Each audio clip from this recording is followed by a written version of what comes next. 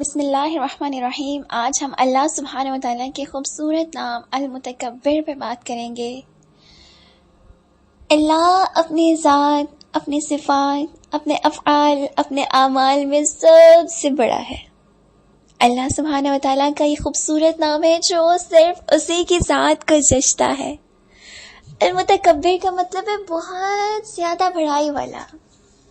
المتکبر کاف با را سے ہے اور یہ ان معنوں میں استعمال ہوتا ہے، ایک تو تناسب، عہدے یا وقار میں بڑا، علم میں بڑا، اور اللہ سبحانہ و تعالیٰ کے لیے وہ ہستی جس کے وہ حقوق، وہ صفات اور استحقاق ہو جو کسی دوسرے کا نہ ہو۔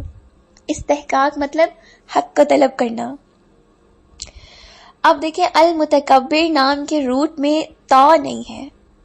جو تا ہے یہ تخصیص اور تفرد کے لیے ہے۔ تخصیص کہتے ہیں کسی کو خاص کرنا، اور تفرد کہتے ہیں انڈیویجویلٹی کے لیے، یونیکنیس کے لیے۔ اس لیے کسی مخلوق کے لیے تکبر روا نہیں ہے، کیونکہ ان کے لائق تو عزت و انکساری ہے۔ یہ اونلی اللہ تعالیٰ کے لیے ہے، خاص اللہ تعالیٰ کے لیے ہے۔ مخلوق میں سے کسی کے پاس اتنی بڑائی ہے ہی نہیں کہ وہ اپنے لیے متکبر کا ورڈ یوز کرے یا متکبر کہلائے۔ المتکبر وہ ہستی ہے جو تمام عظمت کا مالک ہے، جو اپنی مخلوق کی کسی بھی صفت سے اوپر ہے، جو اپنی مخلوق کے ظالموں سے نقصان نہیں اٹھا سکتا، جس کی عظمت اور کبریائی سب سے بڑھ کر ہے، جبکہ اس کی ساری مخلوقات میں سے پسندیدہ صفت عاجزی ہے۔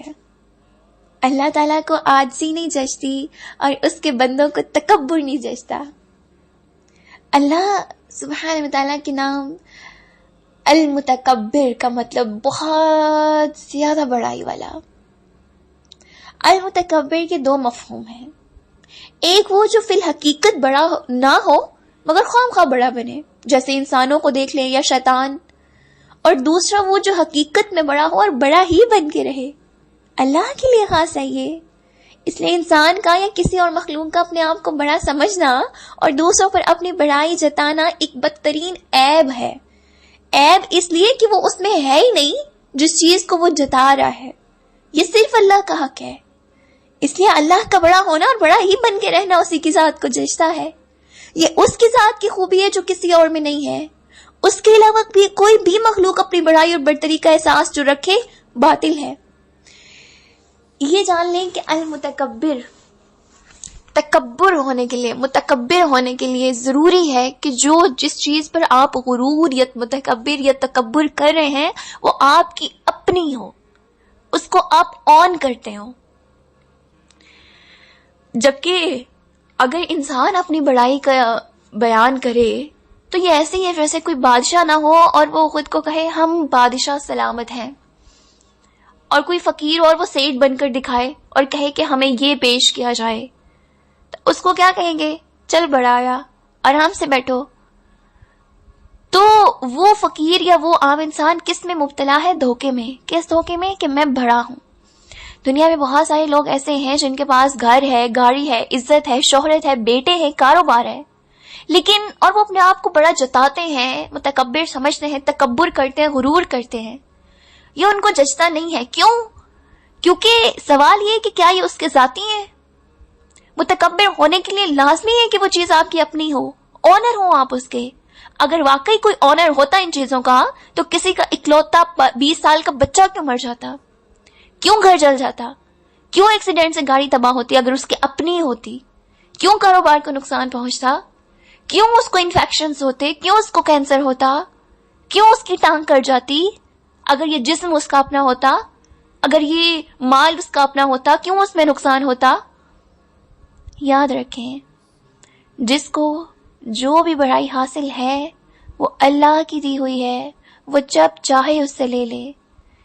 تو جس کو تکبر جچتا ہے وہ اللہ ہے، کیونکہ اس کی بڑائی اس کی ذاتی، اس کی ابدی ہے۔ اس بڑائی میں کسی کی شرکت اس کو ذرا برابر بھی گوارا نہیں ہے۔ قتادہ کہتے ہیں کہ ہر بڑائی سے بڑھ کر جو اپنے بندوں پر ظلم سے مبرہ ہے وہ ہے المتکبر۔ وہ ہر بڑائی سے بھی بڑا ہے۔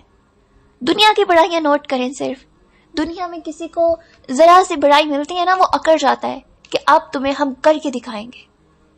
لیکن اللہ وہ ذات ہے جس کی بڑائی اس کی بڑائیوں سے بھی بڑی ہے. لیکن اللہ ظلم نہیں کرتا. کوئی وہ کر بھی دے تو کوئی اس سے پوچھ نہیں سکتا، لیکن یہ اس کی خوبی ہے، اس کی صفت ہے کہ وہ ظلم نہیں کرتا. اپنی مخلوق پر ذرہ برابر بھی ظلم نہیں کرتا. وہ مخلوقات کی صفات سے کہیں اونچا ہے.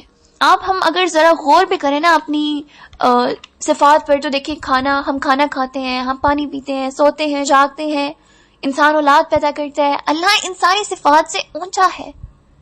اور جب امام خطابی کہتے ہیں جب مخلوق اس سے بڑائی میں جھگڑا کرتی ہے نا، یعنی جب کوئی بڑا بننا چاہتا ہے نا، جیسے سب سے پہلے ابلیس بنا، نمرود، شداد، فرعون، ان کو دیکھ لیں تو وہ اس کو جھڑک دیتا ہے، مطلب ان کو ان کے اوقات دکھا دیتے ہیں.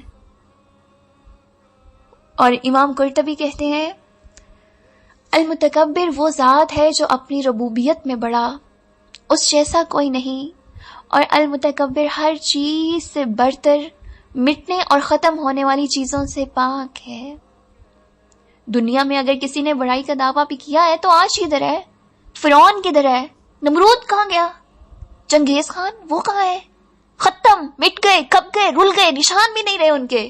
کوئی ناک میں مچھر گھسنے سے مر گیا بڑائی کا دعویٰ کرنے والا، کوئی جسم کٹا کر مر گیا، کسی کے جسم کو مٹی نے گلا دیا، کیڑوں نے کھا لیا، کسی کو سمندر نے غرق کر دیا. تو وہ کہنے والے کہ ہم بڑے ہیں وہ مٹ گئے، ختم ہو گئے، کھپ گئے، مر گئے، نشان بھی نہیں ہے ان کے. اور المتکبر وہ ذات ہے جو ہر چیز سے برتر، مٹنے اور ختم ہونے والی چیزوں سے پاک ہے. ابن جریر کہتے ہیں المتکبر برتر شان والا اور ہر باقی چیز اس سے کمتر ہے.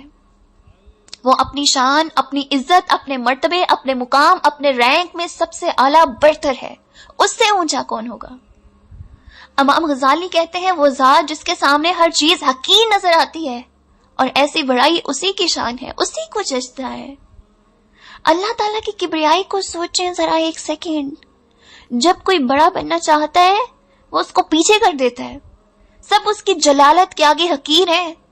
المتکبر کا لفظ اللہ تعالیٰ کے لیے صفت کمال ہے اور غیر اللہ کے لیے جھوٹا دعویٰ.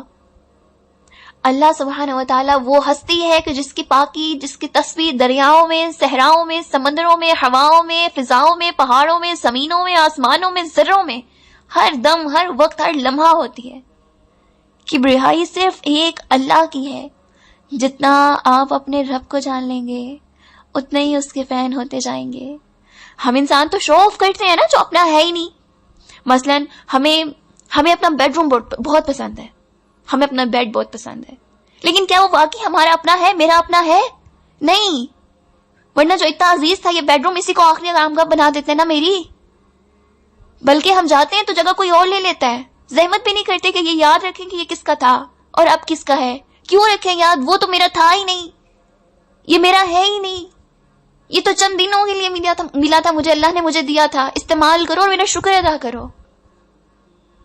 اگر یہ اتنا یہ میرا ہوتا اپنا ذاتی، جس کو میں کہتی ہوں نا میرا بیڈ روم، یہ میرا ہے ہی نہیں. پتہ نہیں جہاں میں بیٹھی ہوں یہاں پہ کتنے لوگ آئے گئے، مر گئے، کھپ گئے. پتہ نہیں یہاں کون کون آیا بیٹھا اور اب یہاں کوئی نہیں ہے. یہاں پہ میں ہوں اور کچھ عرصے بعد یہاں میں بھی نہیں ہوں گی، پتہ نہیں کون ہوگا، میرا نشان بھی نہیں ہوگا.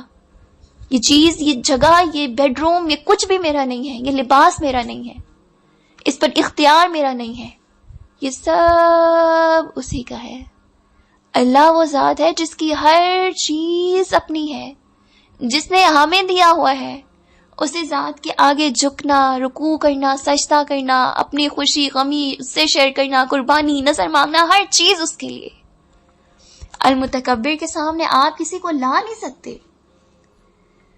اور ایک اور بات، جب المتکبر کی حقیقت سمجھ آئے گی نا، آپ اپنے لیے قیمتی چیزیں لینا چھوڑ دیں گے کہ میری کیا اوقات ہے. آج ہم کتنے مہنگے جوڑے پہن کر تکبر کرتے پھرتے ہیں. اسی طرح مالک بن دینار کے قریب فخر اور غرور سے چلتا ہوا ایک وزیر اور اس کا بیٹا آیا. مالک بن دینار کہنے لگے اے لڑکے، کیا ہی اچھا ہو اگر تم تکبر چھوڑ دو. اب وہ بھی وزیر کا بیٹا تھا، کہنے لگا مجھے لگتا ہے آپ نے مجھے پہچانا نہیں. یہ بزرگ سے ہیں, داڑھی رکھی ہوئی ہے, ذرا ان کا شاید دماغ کے سگنل کم آتے ہوں. کہتے ہیں آپ نے لگتا ہے مجھے پہچانا نہیں.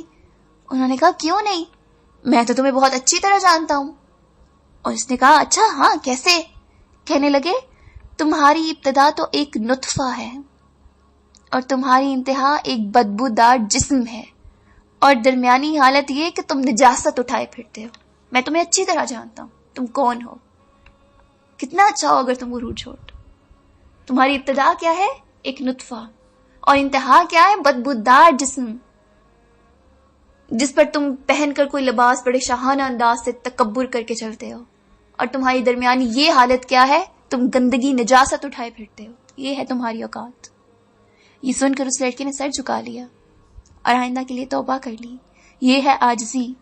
بندہ اپنی حقیقت پر غور کرے نا کہ میں مٹی اور ہوں کیا, میں ساری خوبیاں مجھے اللہ نے دی ہیں, وہ جب چاہے لے لے, میں کس بات پہ تکبر کروں. اور تکبر صرف میں میرا یہی نہیں ہے. تکبر کیا ہے, حق بات کا انکار کرنا. مثلا آپ کے سامنے اللہ کی کوئی بات آئی, کوئی حق بات آئی, اور آپ اس کے خلاف الٹا کچھ کر رہے تھے.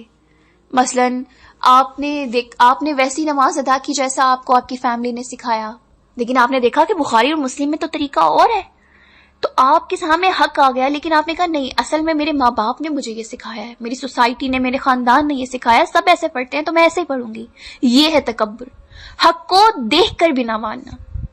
اور عبداللہ بن مسعود نے نبی صلی اللہ علیہ وآلہ وسلم سے روایت کی, آپ صلی اللہ علیہ وآلہ وسلم نے فرمایا جس کے دل میں ذرہ برابر بھی تکبر ہوگا نا, ذرہ ڈاٹ برابر بھی, وہ جنت میں داخل ہی نہیں ہوگا.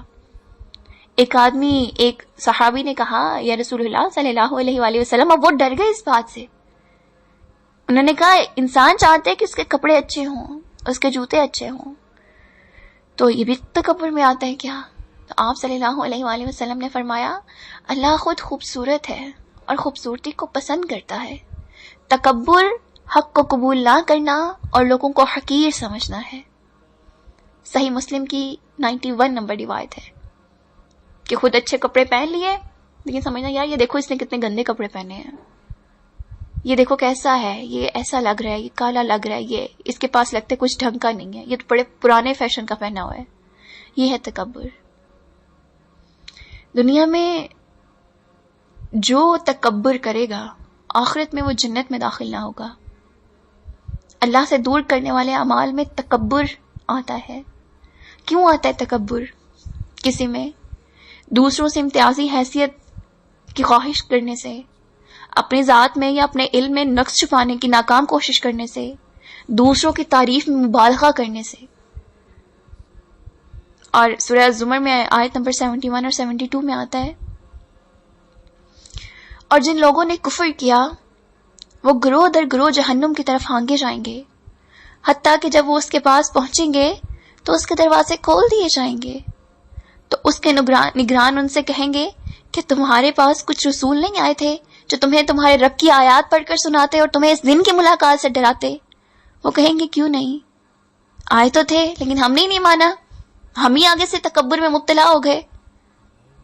وہ جو علماء یہود کا اور سارا کا ذکر ہے قرآن میں, وہ جو دیکھتے تھے نبی کی نشانیاں کہ آپ صلی اللہ علیہ وآلہ وسلم اس پر پورا اتر رہے ہیں, لیکن مانتے نہیں تھے, انا ضد تعصب کی وجہ سے. تو اللہ کہتے ہیں کہ عذاب کی بات کافروں پر ثابت ہو گئی. کہا جائے گا داخل ہو جاؤ جہنم کے دروازوں میں اور اس میں ہمیشہ رہنے والے ہو. برا ہے تکبر کرنے والوں کا ٹھکانہ. اللہ نے کہا تکبر کرنے والوں کا ٹھکانہ برا ہے.